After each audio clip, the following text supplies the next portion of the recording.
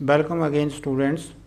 Today we are going to do next topic of plus 2 physics. Plus 2 physics का हम next topic करने जा रहे हैं। तो नेक्स्ट टॉपिक हमारा जो है दैट इज़ रजिस्टिविटी। रजिस्टिविटी हमारा टॉपिक है।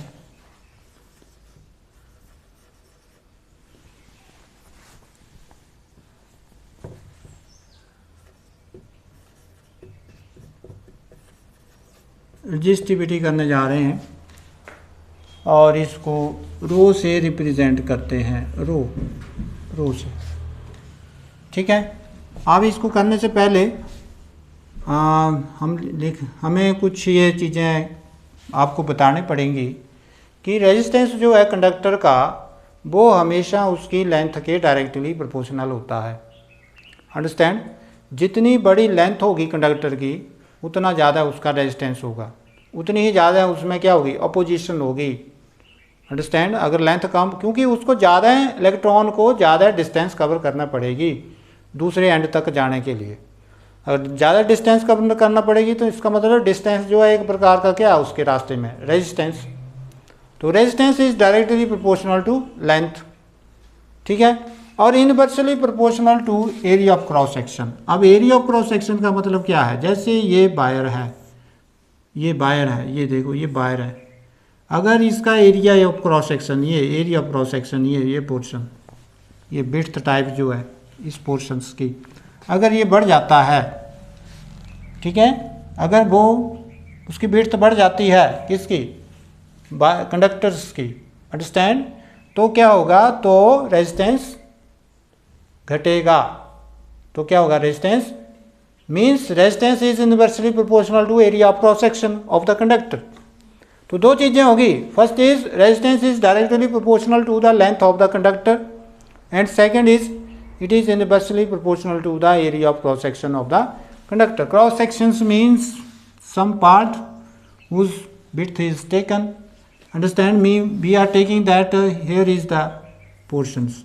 So we are taking this area. Understand?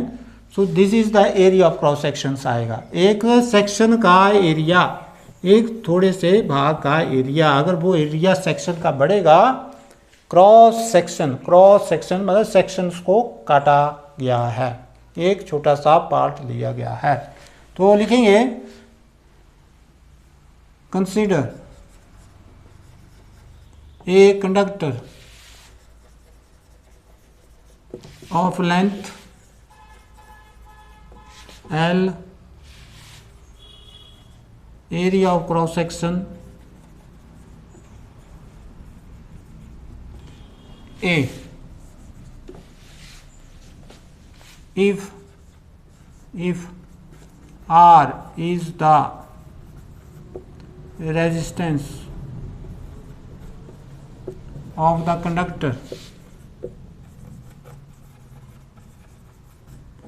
then क्या है,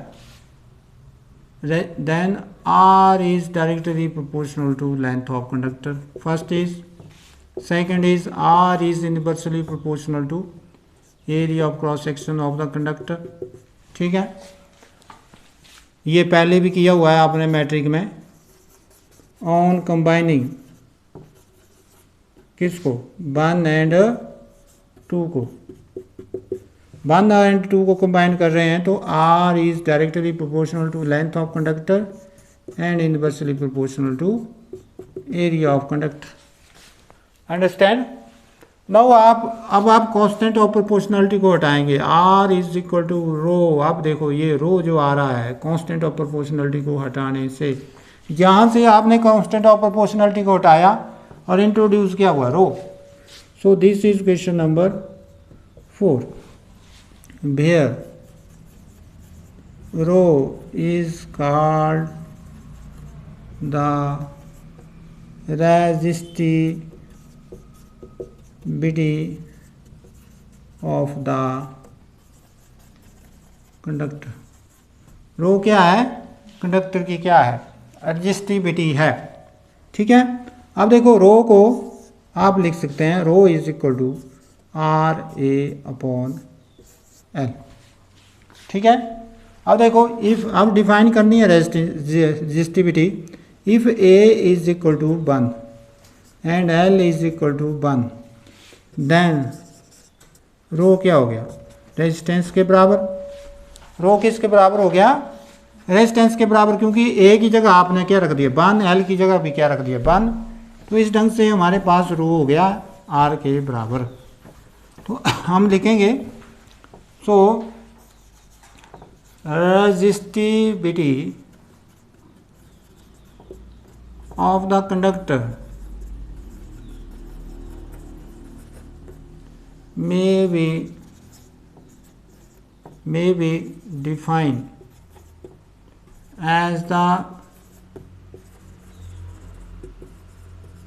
resistance of the conductor, may be defined as the resistance of the conductor if area and length of conductor is क्या है, unity, क्या हो, unity हो। Understand. तो इससे हमने क्या है, रेजिस्टिविटी को भी यहाँ से हमने डिफाइन कर दिया है। अंडरस्टैंड। अब देखो इसके यूनिट्स निकालने हैं, किसके, रेजिस्टिविटी के। तो यूनिट निकालने के लिए हम क्या करेंगे, SI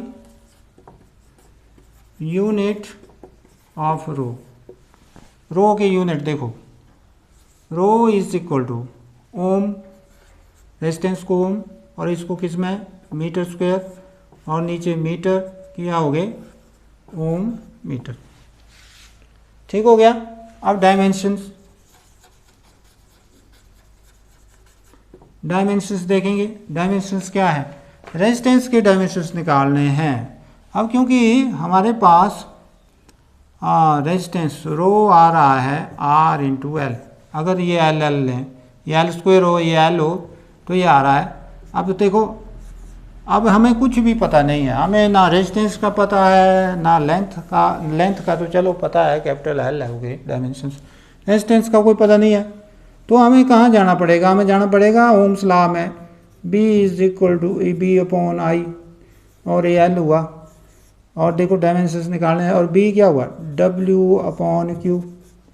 ठीक है, और नीचे आई वैसे रहा, एल वैसे है। ठीक है, अब देखो इसको सॉल्व कर रहे हैं, W क्या हुआ ML2T - 2, इतना तो थोड़ा सा याद रखना ही पड़ेगा कि वर्ग के कितने होते हैं, और चार्ज के क्या हैं AT। ठीक है, करंट के क्या हैं A, और इसके तो L हैं, ये तो ऊपर ही गुणा करेगा। हाँ, तो क्या हुआ, अब हम इसको उल्टा हो जाएगा, ये इसका बन होता है बटा ऊपर हो जाएगा उल्टा, तो ये हो गया ML2T - 2, और this is this is L, और ये नीचे क्या हो गया A² T। वो आ रही बात समझ में तो ये हो गया हमारा A²T।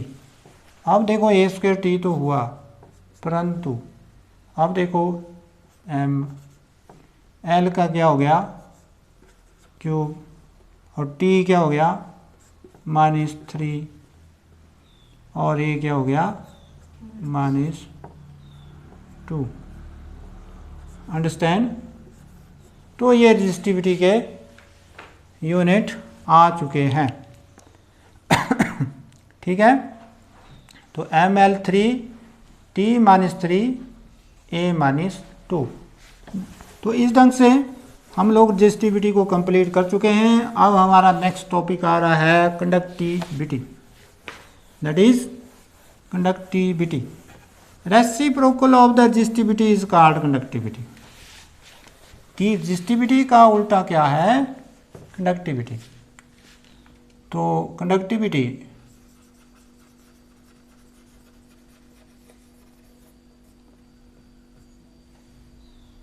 इसको रिप्रेजेंट करते हैं सिग्मा से। तो reciprocal of the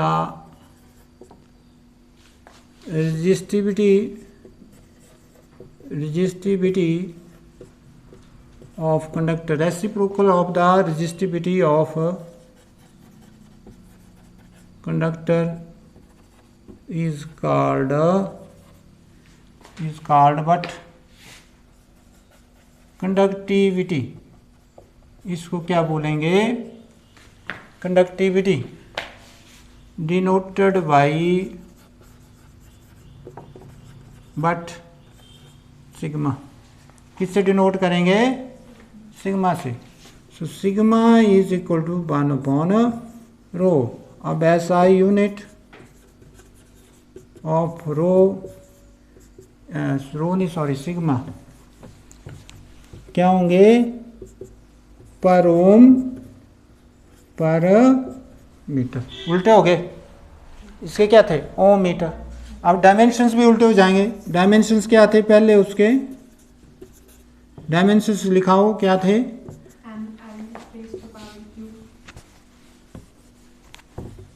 ml raise to power cube, ये थे। आगे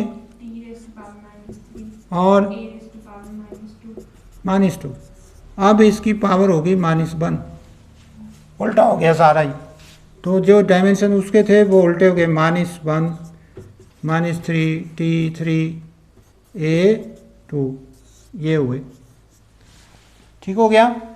तो ये जिस कंडक्टिविटी के बारे में आ गया। अब हम पढ़ेंगे कंडक्टेंस। कंडक्टेंस क्या है? Reciprocal of the resistance is called conductance.